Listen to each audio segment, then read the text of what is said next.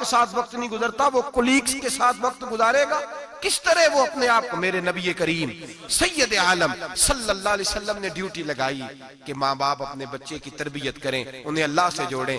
तकलीफ में वक्त गुजारा जनाब इस्माइल ने। एक रवायत ऐसी भी मिलती है कि 13 साल हजरत इब्राहिम पलट के गए नहीं बेटे का पता लेने, लेकिन जब भी बेटे ने माँ से बाप के बारे में पूछा कि मेरे वालिद क्यों नहीं आते, तो माँ ने एक ही लफ्ज कहा, बेटे जनाब इब्राहिम अल्लाह के नबी है और अल्लाह के हुक्म से हमें छोड़ गए हैं। ऐसी तरबियत, ऐसी ट्रेनिंग, बच्चे के ज़हन को बदल डाला, उसे अल्लाह वाला बना लिया। और हमारे मुफस्सिरीन ने बहस की है कि जनाब इस्माइल जो अल्लाह की राह में कुर्बान होने को तैयार हो गए, उनके सीने में जो रब करीम का इतना प्यार मौजूद हुआ कि वो गर्दन कटाने पे तैयार हो गए, तो फरमाते हैं ये तरबियत जनाब हाजरा की थी, ये ट्रेनिंग हजरत वो फैजाने नजर था, यहाँ के मकतब की करामत थी। सिखाए किसने इस्माइल को आदाब फर्जंदी? मेरे भाई ये जनाब हाजरा ने तरबियत दी। एक बहुत बड़े मुहद्दिस हैं, इतने बड़े मुहद्दिस हैं कि मेरे नबी करीम की मस्जिद नबवी में वो हदीस के उस्ताद रहे। हजरत रबिया बिन अब्दुर्रहमान नबी पाक की मस्जिद नबवी में हदीस के उस्ताद हुए। और हजरत हसन बसरी जो जनाब अली के शागिर्द हैं, वो भी हजरत रबिया के शागिर्द हुए। हजरत इमाम मालिक जो 70 साल तक मदीना और मक्का में हदीस पढ़ाते रहे, वो भी हजरत रबिया के शागिर्द हैं। इनके वालिद का नाम था अब्दुर्रहमान फरोग। तारीख बगदाद में लिखा है कि बनु उमैया के दौर में, ताबीन के जमाने में जनाब अब्दुर्रहमान बिन फरोग घर से चले गए। एक रवायत है बच्चा छोटा था, एक रवायत है बच्चा अभी माँ के पेट में था, जिहाद करने चले गए। उस दौर में ये जिहाद होता था कि एक इलाका फतह किया तो मुसलमान अगले इलाके में चले गए, अगला फतह किया तो अगले इलाके, एक के बाद दूसरे लोग पलट के नहीं आते थे। हजरत अब्दुर्रहमान गए, 30,000 दिनार बीवी को दे गए, कहने लगे संभाल के रखना। और जिहाद करने निकले तो 27 साल तक गाड़ी नहीं आई, और 27 साल के बाद आए तो हजरत रबिया मुहद्दिस बन चुके हैं, मस्जिद नबी में हदीस के उस्ताद हैं, बेटा बहुत बड़ा शेख बन गया। वापस आए, हाथ में नेजा है, काली दाढ़ी थी सारी सफेद हो गई, वजूद बड़ा तगड़ा था, कमजोरी आ गई। आए, नेजा पकड़ा हुआ है, घोड़े पे बैठे हैं, मदीना मुनव्वरा में घर है, दरवाजे पे दस्तक दी। हजरत रबिया ने दरवाजा खोला, अंदर दाखिल होने लगे तो कहने लगे, बाबा तू किधर घुसता आ रहा है? किधर? उसने कहा, तू पीछे हट, तू मेरे मकान पे कब से कब्जा करके बैठा है। बात तेज होने लगी, आवाज थोड़ी बुजुर्गों की बुलंद होने लगी, तो अंदर से जौजा ने सुन लिया।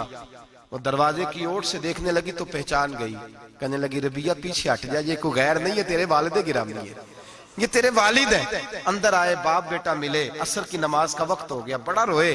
27 साल के बाद बाप लौटा, 27 साल के बाद बड़े रोए। नमाज का वक्त हुआ तो हजरत रबिया जल्दी से वुजू किया, मस्जिद नबवी शरीफ चले गए। जनाबे अब्दुर्रहमान फरोग ने भी खाना वाना खाना था, खाना खाने बैठे तो हुक्म देखे शौहर क्या करता है। ये नहीं पूछा कि 27 साल हाल क्या रहा, पूछने लगे, मैं तुझे 30,000 दिनार दे गया था, वो किधर है? तो जोजा कहने लगी, खाना खा लो, असर की नमाज पढ़ के आओ, फिर बताती हूँ पैसे कहाँ है, आपकी रकम बड़ी अच्छी जगह पे महफूज है। कहते मैं नमाज पढ़ने मस्जिद गया, असर की नमाज के बाद मेरे नबी पाक के मिंबर पर एक नौजवान बैठा है। घर में तो उनका अंदाज टोपी पहनने का था ना, सादे आम लिबास में, मस्जिद नबी में जुब्बा पहना है, सर पे इमामा है, खूबसूरत लबो लहजे में रसूलुल्लाह के मिंबर पर बैठकर, नबी पाक के मिंबर पर बैठकर, पता नहीं आपको इस बात की लज्जत नसीब हो रही है कि नहीं, आम जगह नहीं, नबी पाक के हुजूर के मिंबर पर बैठकर नबी पाक की हदीसें सुना रहे हैं, इतना बड़ा मुकद्दर। कहते हजरत इमाम मालिक जैसे लोग, ख्वाजा हसन बसरी जैसे लोग कागज कलम लेके हदीसों की समाअत कर रहे हैं, उनसे दर्स ले रहे हैं। जनाबे अब्दुर्रहमान कहते हैं मेरी नजर उठी, कुछ बूढ़ा हो गया था, कुछ उस वक्त वो टोपी में सादे लिबास में थे, पहचान ना पाया। एक शख्स से पूछा, यार है तो जवान पर इसके चेहरे की नौरानियत मेरे दिल को भा गई है तो जवान पर इसका हदीसें बयान करने का अंदाज मेरी तबीयत को घायल कर गया। ये कौन है जो नबी पाक की मस्जिद में बैठ के हदीसें बयान कर रहा है? तो कहते इमाम मालिक कहने लगे, बाबा जी चुप कर जाओ, हमारे उस्ताद के बारे में ऊंचे लबो लहजे में बात ना करना, देखते नहीं कितने कितने लोग बैठे हुए खामोशी से। तो मैंने कहा मुझे भी तो बता दो ना, है कौन? तो कहने लगे कोई अब्दुर्रहमान फरोग नाम के बुजुर्ग हैं, ये उनके बेटे हैं, रबिया नाम है।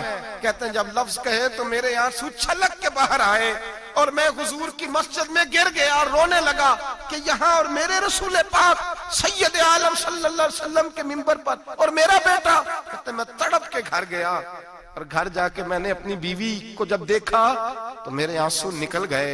मेरी बीवी समझ गई कि ये मेरे मुहद्दिस बेटे को देख आया है।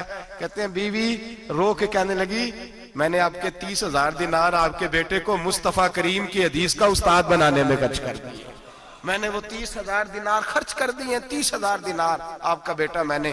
तो कहते हैं मैं अपनी बीवी की तरफ देखने लगा, मैंने कहा कुर्बान जाऊं, मैं अगर अल्लाह के दीन के रास्ते में था, तूने मेरे साथ नेकी की है, मेरा बेटा भी दीन के रास्ते पे लगा दिया।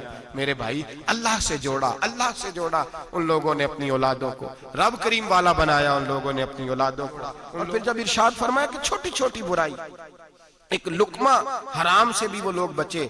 और फिर जो आयत नंबर 18 ने कहा कि वला तुसगिर खद्दक लिन्नास, बेटे मुंह फेर फेर के ना जा, फेर फेर के ना जा। अगर आप नाराज ना हो तो हम तरबियत देते हैं, कहते हैं इस बच्चे के साथ ना फिरा कर, ये गरीब है, इसके साथ ना फिरा।